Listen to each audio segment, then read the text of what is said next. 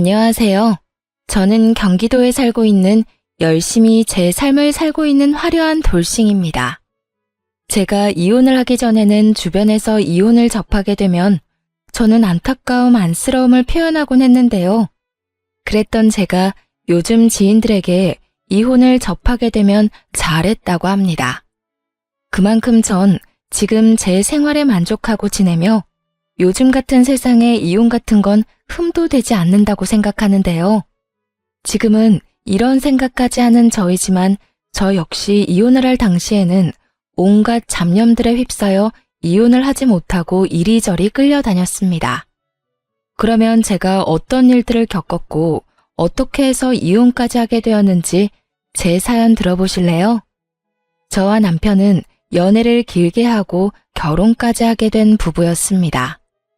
연애를 하기 전에는 친구로 지냈기에 가끔 남편의 집으로 가곤 했고 연인이 되면서도 시댁에 자주 왕래하면서 지냈던 것 같아요. 남편 역시 친정에 자주 놀러 오기도 했고 친정 부모님과 시간을 보내며 자연스럽게 가족이 되어갔죠. 시댁에서는 저를 특히나 예뻐해 주셨는데 남편이 외동이었던 터라 딸이 생긴 것 같다며 저를 많이 예뻐해 주셨었죠. 아름아, 넌 좋아하는 음식이 뭐니? 다음에 올 때 그걸로 해주마. 저 다 잘 먹어요. 어머님은 뭐 좋아하세요? 제가 다음에 해드릴게요. 그 작은 손으로 요리까지 할 줄 알아? 잘은 못하는데 기본적인 거 몇 가지만 할 줄 알아요. 어머님 입맛에 맞을지는 모르겠지만요. 당연히 다 맛있겠지. 아름이가 만들어주는 거면 소태밥도 맛있게 먹을 수 있는걸? 그런데 그런 일은 나중에 네 가정 생기면 네 자식한테나 해주고 지금은 내가 해주는 음식 먹어주려무나. 난 아름이니가 맛있게 먹는 모습 보는 게 너무 좋단다. 허구한 날 허겁지겁 전쟁 치르듯 먹는 남자들만 보다가 너처럼 오물오물 토끼처럼 먹는 거 보고 있으면 이 엄마가 너무 행복해. 시모는 늘 저에게 귀엽다, 사랑스럽다, 행복하다 등의 말을 해주었고 그런 말을 들을 때마다 제가 특별한 사람이 된 것 같아 참 행복하더라고요. 여러모로 전 그런 시댁 분위기가 좋았고 남편을 사랑하기도 했지만 이런 시댁이라면 저도 가족으로 인정받고 사랑받을 수 있겠다는 생각이 커 결혼까지 하게 되었습니다. 단 한 번의 큰 소리도 조금의 의견 충돌도 없이 결혼까지 마치게 되었고 친정을 비롯해 시댁까지 화기애애한 그 자체였어요. 첫 명절이 오기 전까지는요. 아무래도 명절, 제사에 대해 들은 것이 많아 어쩔 수 없이 긴장이 되기도 하고 우리 시댁은 어떤 분위기로 나를 대할까 하는 걱정도 되더라고요. 하지만 이런 제 우려와는 달리 저와 남편이 시댁에 도착하니 이미 시모 혼자 음식을 준비하고 있더군요. 전 당연히 제가 오면 함께 시작할 거라 예상했던 터라 이런 상황은 생각지도 못했는데 조금 당황스럽더라고요. 죄송스럽기도 했고요. 심지어 준비만 하신 게 아니라 이미 반 이상을 해놓으신 터라 전 급하게 옷을 갈아입고 나머진 제가 하겠다며 앞치마를 하고 나섰습니다. 어머님, 이제 제가 할 테니 들어가서 쉬세요. 전 당연히 제가 오면 시작하실 줄 알았는데 언제부터 하신 거예요? 죄송해요. 다음부턴 좀 더 일찍 올게요. 아니야. 늘 혼자 해왔는데 뭐. 신경 쓰지 말고 옷부터 편한 걸로 갈아입으려무나. 이미 갈아입었어요, 어머님. 그러니까 이제부터 좀 쉬세요. 저 생각보다 잘해요. 그럼 우리 며느리 잘하는 거 다 알지. 다 아는데 정말 거의 다 해서 네가 할 게 없어서 그래. 괜히 너까지 힘 빼지 말고 일단 조금 쉬어. 곧 있으면 끝이니까 뒷정리나 좀 도와다오. 그러면 제가 옆에서 전이라도 뒤집을게요. 그 정도는 하게 해주세요. 이때까진 분위기 좋았습니다. 누가 먼저라고 할 것도 없이 서로 나서 일을 하려고 했고 서로의 등을 떠밀며 조금이라도 더 쉬게 해주려고 했죠. 음식을 다 마련하고 나선 시모가 쉬는 동안 혼자 뒷정리를 빨리 끝내버리곤 빨래부터 시작해서 대청소도 다 해버렸습니다. 시모가 일을 워낙 못하게 하니 빨래 대청소를 하는데 기분이 나쁘기는커녕 뿌듯한 마음마저 들더라고요. 혼자 아침부터 고생했을 시모에게 조금이라도 도움이 되었다는 생각에서 말이죠. 이런 제 마음을 알았는지 시모는 이런 말까지 해주더군요. 어쩜 그렇게도 손이 야무질 수가 있는지. 덕분에 이번 명절엔 몸살 걸릴 일 없이 잘 지나가겠구나. 음식 준비부터 뒷정리도 잘하고 아주 집안일을 우리 아름이가 다 해준 덕에 이 엄마가 편하구나. 시모는 제 두 손을 쓰다듬으며 애정을 듬뿍 담은 말을 해주었고 사랑받고 있다는 생각이 들어 참 기쁘더라고요. 그렇게 좋은 분위기에서 명절을 보냈고 친정으로 가기 전 저희를 배웅해 주시는 시모에게 준비한 용돈 봉투를 드렸죠. 어머님, 저희 이제 가볼게요. 덕분에 많이 배우고 맛있게 먹고 잘 쉬다가 가요. 아, 그리고 어머님, 여기 용돈이요. 첫 명절이고 해서 준비했어요. 시모는 정말 생각도 못했다는 듯 놀란 눈을 하고 봉투를 보더라고요. 이걸 받아도 되나 하는 고민을 하는 시모의 손에 저는 봉투를 쥐어드렸고 시모는 감동한 듯 저를 보며 이렇게 말하더군요. 어머나, 이런 거 필요 없는데. 이래서 다들 딸 타령을 하는가 보구나. 우리 아들은 생전 이런 봉투 내미는 법이 없었는데. 에이, 엄마, 생신 때 용돈 드렸잖아요. 생일마저 입 닦으면 네가 아들이야? 그건 당연한 거야. 어찌되었든 아가, 고맙다. 내가 잘 쓰마. 여기까지도 좋았습니다. 그런데 봉투를 확인한 시모가 불현듯 이런 말을 하더라고요. 미세하게 굳은 표정을 지어 보이면서요. 그런데 혹시 너희 친정에도 명절이라고 봉투 준비했니? 전쟁의 시작과도 같은 질문이었습니다. 시모는 살짝 굳은 표정으로 저에게 물어왔고 시모의 의중을 알 수 없었던 저는 있는 사실 그대로 대답했어요. 굳이 숨길 필요도 없었고 차별을 두어 준비를 했던 것도 아니었으니까요. 네, 친정도 봉투로 준비했어요. 저는 매년 친정에 용돈 드렸었거든요. 그래서 올해도 마찬가지로 준비했어요. 그 순간 시모의 표정이 걷잡을 수 없이 굳어지며 완전히 다른 사람처럼 저에게 따지듯 닥달을 하더라고요. 그런 법이 어디 있니? 이제 시집 왔으면 친정을 챙길 필요 없지 않니? 넌 이제 우리 집 사람인데 왜 친정까지 챙기는지 모르겠구나. 애 없을 때 한 푼이라도 더 모을 생각을 해야지. 이제 보니 우리 아름이가 다 좋은데 돈 쓰는 씀씀이가 좀 해픈 것 같네. 너희 돈 관리는 누가 하니? 네가 하고 있으면 우리 아들한테 맡겨. 알겠지? 그리고 용돈 같은 건 앞으로 친정에 주지 말고 다 너희 생각해서 하는 말이야. 과연 내가 알던 시모가 맞는지 의문이 다 들더군요. 어떻게 돈 앞에서 사람이 이렇게까지 이중적인 면모를 드러내다니요. 얼마나 충격적이었으면 말문이 막히는 것은 물론이고 기분이 나쁘다는 생각조차 들지 않았어요. 제가 아무 말도 하지 않고 있자 제 눈치를 살피던 남편이 입을 떼더라고요. 에이, 엄마, 그런 건 우리가 알아서 할게. 자자, 우리도 이만 가봐야겠다. 우리는 갈 테니 푹 쉬어요. 그렇게 남편의 손에 이끌려 친정에 가게 되었고 저는 친정에서 어떻게 지냈는지도 모를 만큼 넋이 나가 있는 상태였죠. 모든 일정을 끝내고 집으로 돌아오자 그제야 제가 무슨 말을 듣고도 말 한마디 하지 못한 건지 자각이 되더라고요. 그와 동시에 화가 올라왔고요. 여보, 혹시 나 당신이랑 사는 동안엔 우리 집에 용돈도 주면 안 되는 거야? 갑자기 그게 무슨 말이야? 아, 엄마가 한 말 때문에 그래? 그 말을 뭘 신경 쓰고 그래. 그냥 그런가 보다 하고 신경 쓰지 마. 엄마한텐 알겠다 하고 우린 우리가 하고 싶은 대로 하면 돼. 아무리 그렇게 하면 된다고 해도 나 어머님 말씀 기분이 너무 나빠. 어떻게 그렇게 말씀하실 수가 있어? 시집 온 딸은 자식도 아니야? 뭘 그런 말을 곱씹고 있어. 괜히 당신 기분만 나쁘게. 워낙 옛날 분이라 그래. 그런 부분에선 아무리 설득하고 타협하려고 해도 도무지 안 되더라고. 그러니까 당신도 그냥 들어도 못 들었다고 생각하고 지내줘. 응? 그거 말고는 다 당신 편하게 맞춰주시잖아. 아무리 그래도 기분이 상하는 걸 어떻게 해. 내가 앞으로 그런 말 나올 것 같으면 한 발 앞서 막아주도록 노력할 테니까 기분 풀고 좀 쉬자. 당신도 지금 피곤해서 예민해져 있어. 응? 남편은 제 기분을 풀어주려 노력했고 저는 기분은 상했지만 그냥 넘어가기로 했습니다. 남편의 말대로 딱 그 부분만 아니면 시모는 꽤 괜찮은 시모라 생각했으니까요. 그 딱 한 가지가 결국 저를 이혼까지 몰고 가게 될 줄은 그땐 몰랐습니다. 몇 번의 명절이 지나고 도무지 적응되지 않을 것만 같던 시모의 고지식한 면모도 적응이 되더라고요.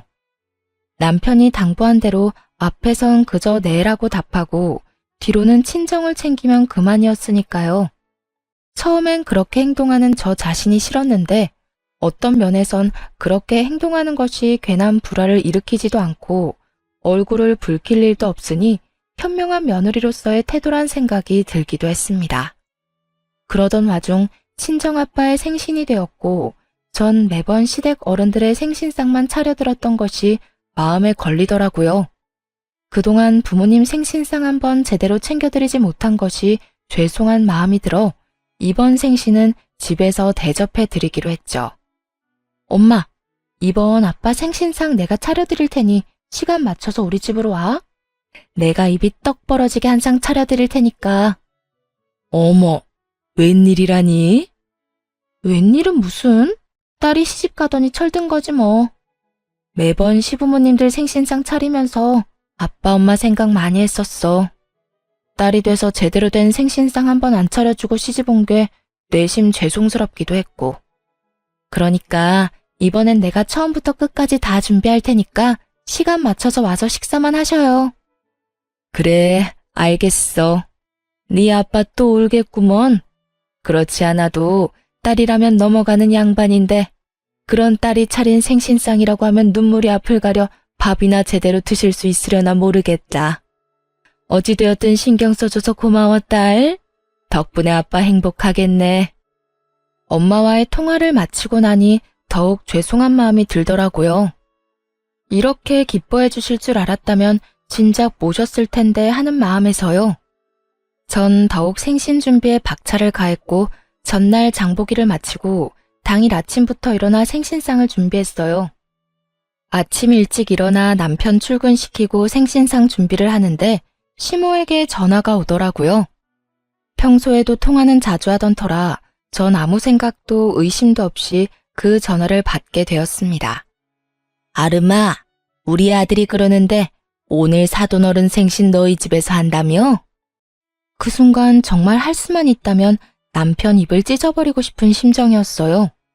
평소 시모가 어떤 사상을 가지고 있는 줄 알면서 그런 말을 전하는 것이 제정신 박힌 사람이 할 수 있는 일인가 싶더군요. 네, 밖에서 외식하는 것도 부담스럽고 해서 집에서 모시려고요. 좋은 변명이었다고 생각한 저와는 달리 시모는 제 생각보다 더 대단한 사람이더군요. 제 말에 이런 말을 했으니까요. 외식을 할 필요가 뭐가 있어. 그냥 친정에 가서 있는 반찬에 밥이나 한 끼 먹으면 되는 거지. 다른 것도 아니고 생신이니까 내가 이때껏 네 친정 생신은 챙기게 두었는데 아무래도 안 되겠구나. 앞으로 생신도 챙기지 말거라. 어떻게 된 사람이 이런 말을 할 수가 있는 걸까요?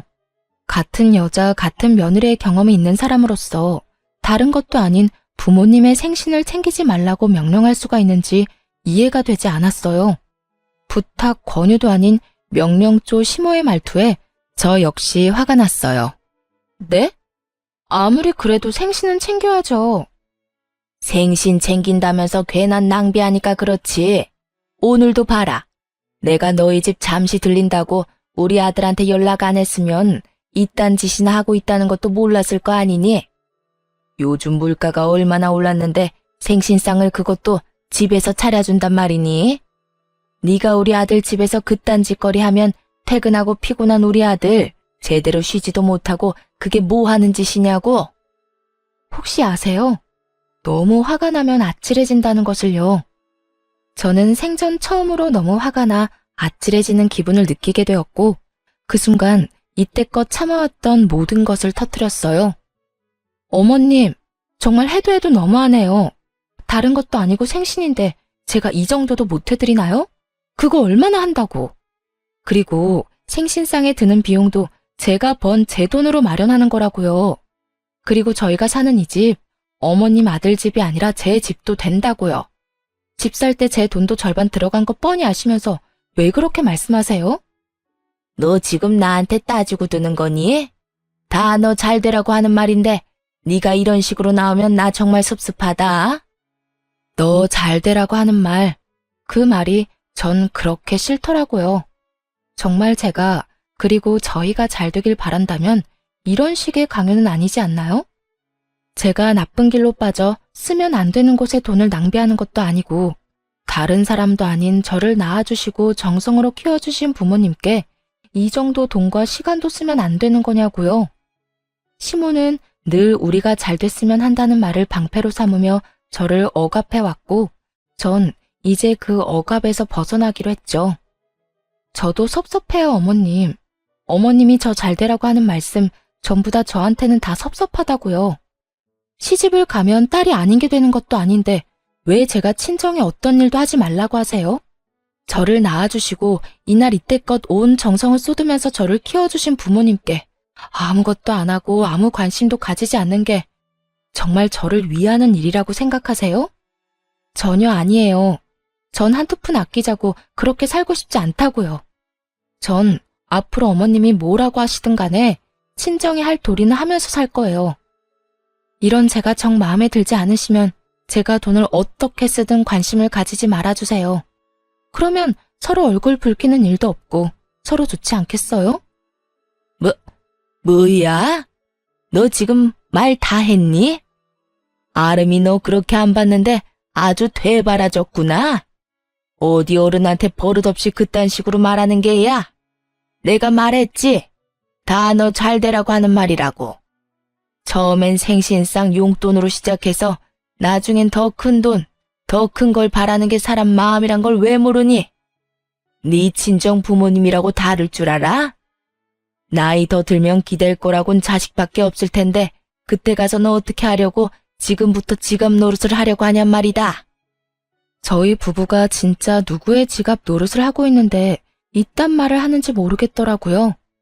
시모는 친정에는 용돈도 주지 말라고 하며 달마다 저희에게 용돈을 받아 쓰는 것도 모자라 병원도 회사 다니는 저를 꼭 데리고 다니며 그 병원비조차도 저에게 다 내라고 하는 사람이었습니다. 그런 사람이 저딴 말이나 하니 퍽이나 진정성 있어 보이더라고요. 제발 그 말 좀 하지 마세요. 다 저 잘 되라고 한다는 그 말이요. 그게 어떻게 제가 잘 되라고 하는 말이에요? 그리고 지갑이요? 그런 식으로 따지면 저희가 어머님께 매달 드리는 용돈부터 각종 병원비까지 더는 도움을 드리면 안 되겠네요. 어머님 역시 이제 기댈 거라곤 외동아들 하나뿐일 텐데 사람 마음 모르는 거라고 저희한테 더 큰 걸 바라면 어떻게 해요? 그걸 말이라고 하니? 친정하고 시댁이 같니? 내가 누누이 말하지 않았니? 시집 오면 넌 친정 사람이 아니라 우리 이 시집안 사람이라고. 넌 이제 우리 가족인데 가족인 날 돕는 건 당연하지. 저한테는 그 모든 게 당연하지 않으니까 그렇게 살고 싶으신 어머님이나 친정 다 무시하면서 잘 사시고요. 저한테 더는 강요하지 마세요. 저 이만 끊을게요. 더 이야기 나누다간 정말 어머님하고 사이 틀어질까봐 겁나네요. 그러면 들어가세요. 저는 전화를 끊어버렸고 시모에게서 전화가 계속해서 왔지만 연락을 받지 않았죠. 정말 생각하면 할수록 화가 나더라고요. 시부의 생신날엔 시모와 함께 여행을 보내드렸고 시모의 생신날엔 명품 가방을 선물했었습니다. 물론 선물과는 상관없이 생신상까지 차려드렸었고요.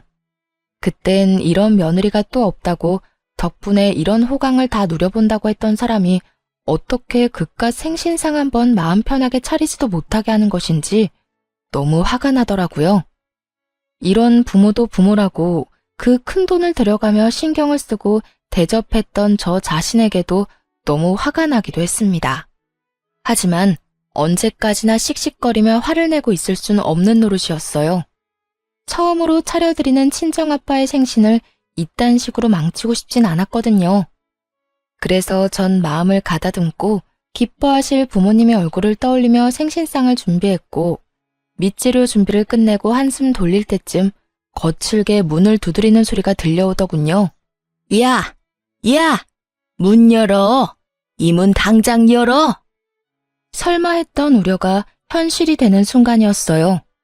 화가 머리끝까지 난 시모는 집으로 들이닥쳤고, 제가 문을 열어주자마자 저를 밀치고 집으로 들어오더니 화를 내며 기껏 준비한 재료들을 다 엎어버리기 시작하더군요.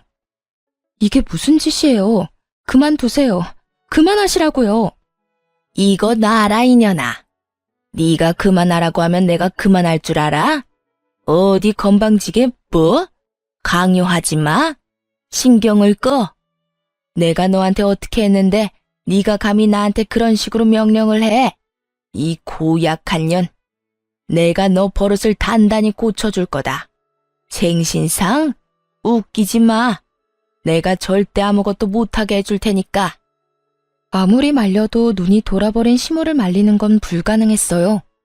이미 재료들은 손 쓸 수 없이 망가진 상태였고, 제가 말리면 말릴수록 시모는 더 격하게 난동을 부리더군요. 시모는 아예 집에서 어떤 음식도 만들게 하고 싶지 않았는지 아예 냉장고 문까지 열어 모든 음식들을 다 꺼내 바닥에 쏟아부어 버리더군요. 전 그저 그런 시모를 지켜보며 분이 풀릴 때까지 지켜보기로 했죠. 그러면서도 남편에게 연락해 당장 집으로 오라는 말을 전했고, 시모의 난동을 부리는 모습을 동영상으로 남기기도 했습니다. 네 년이 감히 날 우습게 봐? 이게 오냐오냐 해줬더니 어른 무서운 줄 모르고 날뛰는 꼴이라니. 내가 이렇게까지 하는데도 네가 생신상 차려낼 수 있을지 두고 보자. 시모는 끊임없이 저를 향한 분노를 뱉어내며 난동을 부려댔고, 그 사이 집에서 가까운 회사에 다니던 남편이 집으로 불이 나게 뛰어들어오더군요. 모든 광경을 목격하게 된 남편은 많이 놀랐는지 멈칫거리며 입을 벌리더라고요. 그것도 잠시 반찬통을 들고 바닥으로 집어던지려는 시모를 가까스로 저지한 남편은 시모에게 소리를 지르며 화를 냈어요. 엄마, 이게 다 뭐야? 도대체 이게 무슨 짓이야? 이 사람이 무슨 잘못을 얼마나 했다고 이딴 짓까지 하냐고. 이거 놔라. 저 물건이 나한테 한 말 들으면 너도 내가 왜 이렇게까지 했는지 다 이해할 것이다. 저 사람이 어떤 말을 어떻게 했든 이건 아니지. 엄마가 뭐 때문에 화가 났는지 대충 알겠는데 그 어떤 이유로 얼만큼 화가 났던 간에 이건 아니야. 자신을 이해하기는커녕 저를 두둔하고 나서는 남편을 보며 시모는 더 큰 분노를 느끼는 듯했고, 그 분노의 화살은 다시 저에게로 향하더군요.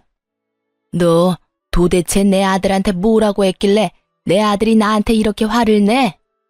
그리고 이를 데가 없어서 회사에서 열심히 일하는 사람한테 전화질을 한 게야? 너 이렇게까지 생각 없는 물건이었어? 그 순간 어떤 생각이 들었는지 아세요? 다 포기하고 싶다, 다 버리고 싶다였어요. 난장판이 되어버린 집만큼 제 마음 역시 난장판이 되어버린 상태였고, 무엇보다 이 모든 광경을 부모님께 보이면 절대로 안 된다는 생각도 들었습니다. 다른 날도 아닌 생신날 이런 광경을 보게 된다면 그런 불효도 또 없을 테니까요. 화를 낼 가치도 없는 사람에게 화를 내고 싶지도 않았어요. 우선 전 봉지를 찾아들고 시모가 다 엎어버린 재료들을 챙겨놓고 시모의 손에 꽉 쥐어주며 이렇게 말했어요. 이거 덕분에 저는 못 쓰게 됐으니까 가져가서 저녁해 드세요. 어머니 말대로 요즘 물가가 장난이 아닌데 그냥 버릴 순 없으니까요. 어머님이 다 망쳤으니 어머님이 책임지시고 해결하시라고요. 그리고 뒷정리도 다 하고 가세요. 어머님 말대로 힘들게 일하고 온 어머님 귀한 아들이 이걸 다 치울 순 없는 노릇 아니겠어요? 그러니까 이 난리를 부린 어머님이 직접 다 치우고 가세요. 제 말에 시모는 몸까지 부들부들 떨며 손을 치켜들더군요. 전 그 손을 낚아채 뿌리쳐버렸고요. 2년이 감히? 자꾸 2년 전년 하지 마세요. 전 어머님한테 그딴 욕 들을 만큼 잘못한 거 없어요. 그리고 제 몸에 손도 대지 마시고요. 저희 부모님이 맞고 다니라고 시집 보낸 거 아니고요. 행복하게 지내라고 시집 보낸 겁니다. 그러니까 앞으로 저한테 함부로 대하지 말아주세요. 여전히 몸을 부들부들 떨던 시모는 누가 말릴 새도 없이 이번엔 제 머리채를 획 잡아버렸고 워낙 순식간에 일어난 일이라 어떤 반응도 하지 못했어요. 그 순간 부모님의 목소리가 들리더라고요. 연락도 없이 이렇게 일찍 와도 되는 거야? 집에 가보고 없으면 전화하면 되죠 뭐. 연락하면 분명 오지 말라고 할 게 뻔하다고요. 아무리 당신 생일상이라고 해도 어떻게 애한테 다 맡겨놓고 가만히 있어요? 나라도 가서 좀 도와야지. 그런데 왜 문이 열려있지? 얘는 겁도 없이... 어머, 이게 다 뭐야? 사돈, 뭐 하는 짓이에요? 아무래도 제가 마음에 걸렸던 부모님은 뭐라도 도울 마음에 일찍 저희 집으로 오셨고 남편이 급하게 집으로 들어오느라 문을 잠그는 것을 깜빡했던 것이었습니다. 참고로 저희 집은 디지털 자물쇠가 아닌 열쇠로 문을 열고 닫는 터라 문을 닫는다고 해도 잠기진 않는 문이었고 심지어 문을 제대로 닫지 않아 조금 열린 상태였던 거죠. 아무것도 알 리 없었던 부모님은 문을 열고 집으로 들어왔고 그곳에서 처음 본 것이 제가 시모에게 머리채를 잡혀 이리저리 휘둘리고 있는 상황이었던 것이었어요. 그것도 아빠의 생신날 말이죠. 제가 떠올리기도 싫었던 최악의 상황이 되어버렸고 제가 시모의 손에 휘둘리는 그 순간에도 부모님에 대한 죄송함에 어찌해야 할 바를 모르겠더라고요. 하지만 시모는 머리끝까지 화가 난 엄마의 고함을 듣지 못할 만큼 흥분한 상태였고 여전히 저를 놓을 기미가 보이지 않는 상태였습니다. 그 순간 엄마보다 더 화가 난 아빠가 다가와 시모의 손을 낚아채 멀뚱히 서 있는 남편의 쪽으로 시모를 던지듯 밀어버렸습니다. 시모는 남편의 품에 고꾸라졌고 그런 시모를 아빠는 무서운 표정으로 아무 말도 하지 않고 그저 노려보시더군요. 그런 아빠를 대신해 엄마가 시모에게 화를 내기 시작했습니다. 이보세요. 지금 도대체 이게 다 무슨 짓이에요? 우리 딸이 뭘 그렇게 잘못했다고 애를 이렇게까지 잡는 거냐고요? 아니, 잘못을 했더라도 말로 타이르면 되는 일이지 우리 애가 짐승도 아니고 어떻게 이런 짓을 할 수가 있어요? 입 없어요? 말할 줄 몰라요? 그 뚫린 입으로 말 좀 해보라고. 격한 감정을 드러내며 시모에게 따져묻는 엄마와 아무 대답도 하지 않는 시모. 그야말로 그런 난리가 또 없는 상황이었어요. 그 상황에서도 화가 나는 것은 시모의 침묵이었어요. 엄마의 그 어떤 물음에도 시모는 그저 침묵을 지키고 있었는데 그 침묵의 의미는 미안함이 아닌 그저 말도 섞고 싶지 않다는 느낌이 강하게 들었기 때문입니다. 엄마가 시모를 몰아붙이는 내내 시모는 빈정거리는 표정을 지어 보이며 입을 삐죽거리는 듯 엄마를 농락하는 모습을 보이더군요. 그 모습은 너는 짓거려라, 난 안 듣는다는 식의 무시와 다름이 없었고 엄마도 저와 똑같이 느꼈는지 말할 가치도 없다시며 저를 데리고 나와 친정으로 와버렸습니다. 그리고 그날 저는 몰랐던 사실을 알게 되었습니다. 그 여편네 진짜 미친 거 아니야?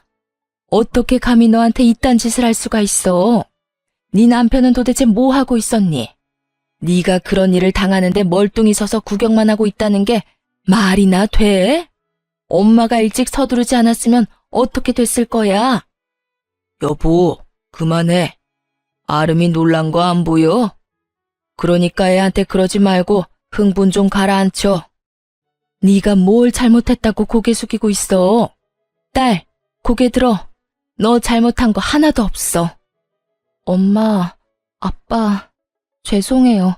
하필 생신날 이런 꼴 보여서. 네 잘못 아니라니까. 어떻게 인간의 탈을 쓰고 남의 집 자식한테 그딴 짓을 할 수가 있어? 인간이라면 그러면 안 되지. 돈 받아갈 땐 그렇게 고맙다고 바닥 갈라지게 고개 숙이고 잘하겠다고 하더니 이게 잘하는 거야? 머리채나 잡아뜯는 게 잘하는 거냐고. 돈? 엄마, 그게 무슨 말이야? 그 뒤로 이어진 엄마의 말은 정말 어이가 없더라고요. 어느 날은 네 남편이 술 먹고 여기로 찾아왔더라.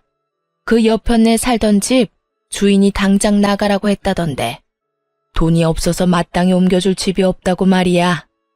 생각 같아서 당장 집이라도 마련해주고 싶은데 대출 받는 것도 한계가 있고 큰 돈도 없어서 속상하다면서 울더라고. 얼마나 서럽게 울던지. 네 아빠랑 내가 신경 쓰여서 우리 노후 자금까지 내줬는데 어떻게 그런 우리한테 이딴 광경이나 보게 만들어? 그 옆편네도 그래. 우리한테 받은 돈으로 집까지 마련했으면서 어떻게 우리 딸인 너한테 그딴 짓을 해?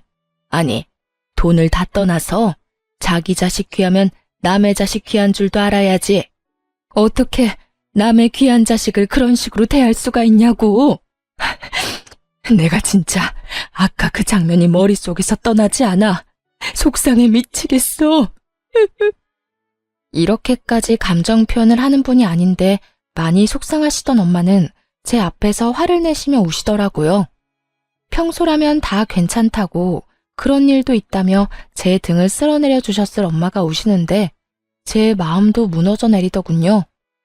그렇게 한참 울은 저는 겨우 마음을 진정시키고 생각을 정리했어요. 정리하면 할수록 이해가 되지 않더라고요. 저에게 말 한마디 하지 않고 친정에서 큰 돈을 받아간 남편. 남편에게 그 큰 돈을 받아 집을 마련한 시모. 친정에서 받은 돈으로 집까지 마련했으면서 친정엔 조금의 용돈도 용납하지 않았던 시모. 그 모든 게 이해가 되지 않았습니다. 더욱 괘씸한 건 남편이었어요. 시모의 집을 마련하던 시기에 제가 이것저것 물었던 적이 있는데 그때마다 남편은 저에게 거짓말을 해대며 어물쩍 그 상황을 넘어가곤 했으니까요. 그땐 친정에서 도움을 받았을 거란 생각도 못한 상황이라 속여봤자 대출금 정도라 생각했었어요.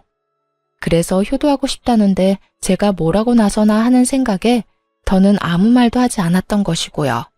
하지만 그 모든 행동이 저를 속이기 위한 행동이었다고 생각하니 너무나도 괘씸하더군요. 그렇게 남편에 대한 실망감과 시모에 대한 넘치는 분노 때문에 어찌해야 할 바를 모르고 있었어요. 그러는 와중에도 남편은 와서 빌기는커녕 연락 한 통이 없더라고요. 분노와 체념이 오가는 며칠이 흐른 후 남편에게 연락이 왔고 전 친정 근처 카페에서 남편을 만나게 되었습니다. 어쩌면 싹싹 빌며 사과를 해올 수도 있을 거라 생각했는데 남편은 다리를 꼬고 앉아 저에게 이혼을 통보하더라고요. 뭐, 그 역시도 제 예상 안에 있기도 했지만요. 우리 이혼하자. 뭐? 이혼? 그래, 이혼. 엄마랑 많이 이야기해봤는데 아무래도 우리 이혼하는 게 좋을 것 같아. 당신이랑 엄마 사이에서 나도 힘들고 당신도 앞으로 우리 엄마 보기 싫을 거고 그러면 난 더 힘들어질 거고 우리 앞날이 뻔하잖아. 지금 이혼을 입 밖으로 내뱉고 싶은 사람이 누군데 감히 누가 먼저 이혼을 입 밖에 내나 싶더라고요. 그러면서도 그 검은 속내가 뻔히 보이기도 했고요. 이혼? 당연히 해야지. 그런데 당신 우리 집에서 돈 많이 받아갔더라. 그 돈으로 어머님 집 사는데 보태드렸고 이혼은 하는데 돈은 다 토해내야 하지 않겠어?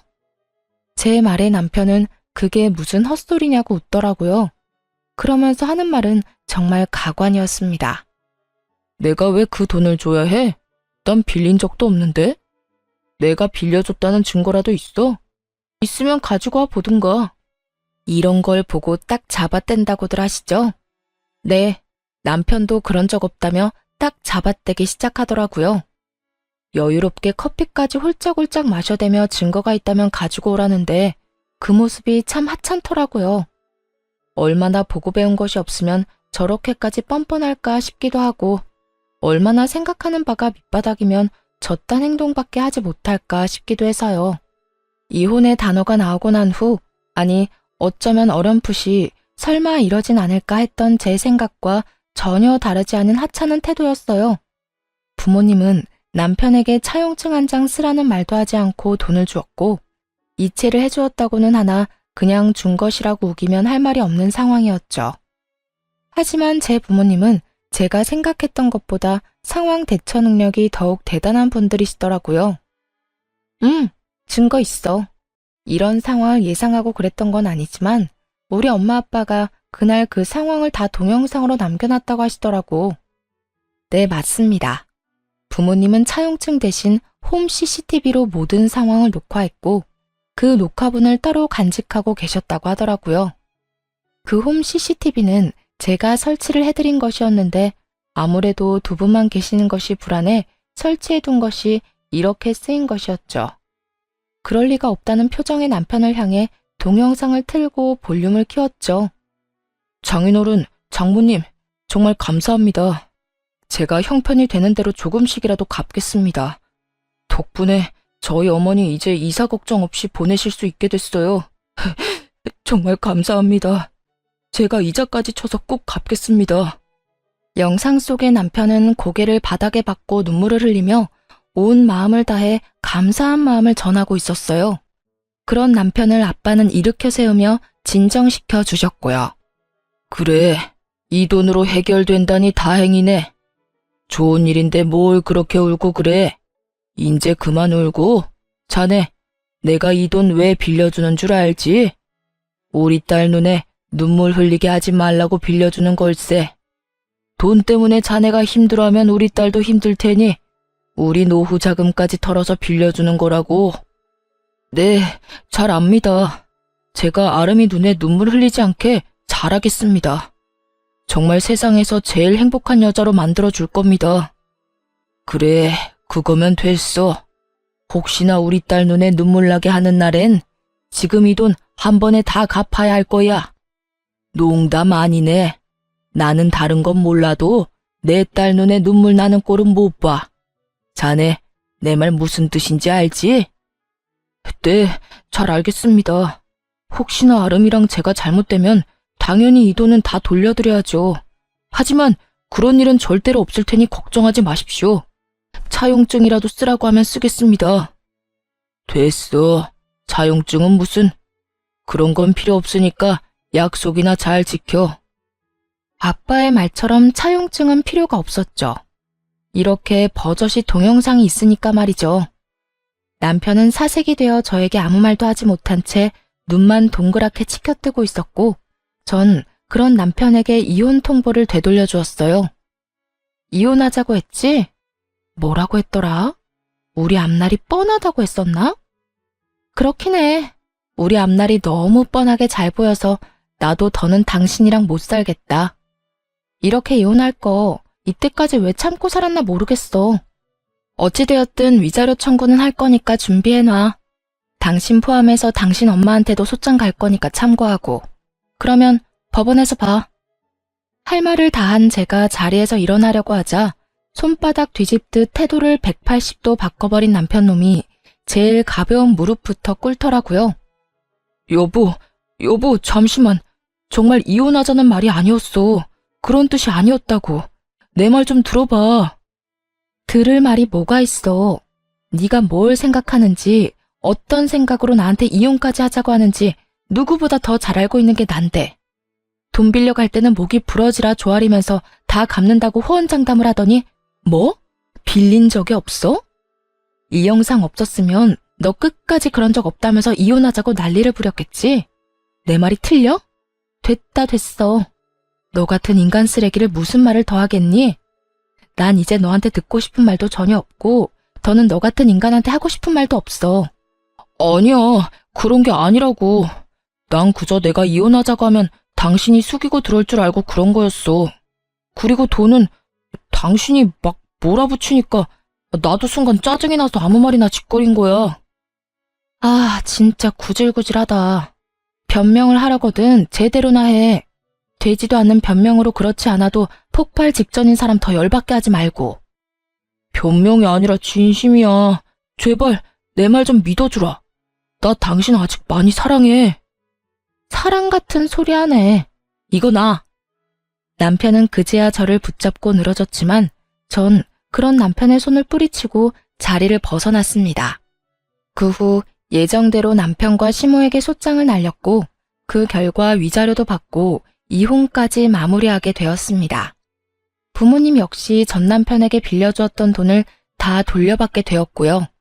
친정 부모님께 줄 돈과 저에게 줄 위자료 때문에 전 시모는 집을 다시 팔고 작은 월세집으로 이사하게 되었고 전 남편 역시 저에게 최고액의 위자료를 주게 된 탓에 빚쟁이가 되어 전 시모의 집으로 들어가게 되었죠. 그렇게 모든 게 끝났다고 생각했는데 전 시모에게 전화가 오더라고요. 아름아, 잘 지냈니? 첫마디에서 온몸에 소름이 쫙 돋는 것이 귀신 목소리를 들은 것처럼 기분 나쁜 소름이 돋더군요. 전 아무 대답도 하지 않았고 그런 상황을 예상했다는 듯 시모는 아랑곳하지 않고 자기 말을 이어나가더군요. 잘 지내지? 잘 지내겠지. 우리 아름이는 야무지고 똑똑하니까. 다름이 아니라 내가 그동안 생각 많이 해봤는데 내가 여러모로 너한테 몹쓸 짓을 많이 했더구나. 너 같은 며느리가 또 어디 있다고 내가 너한테 그런 짓을 한 건지.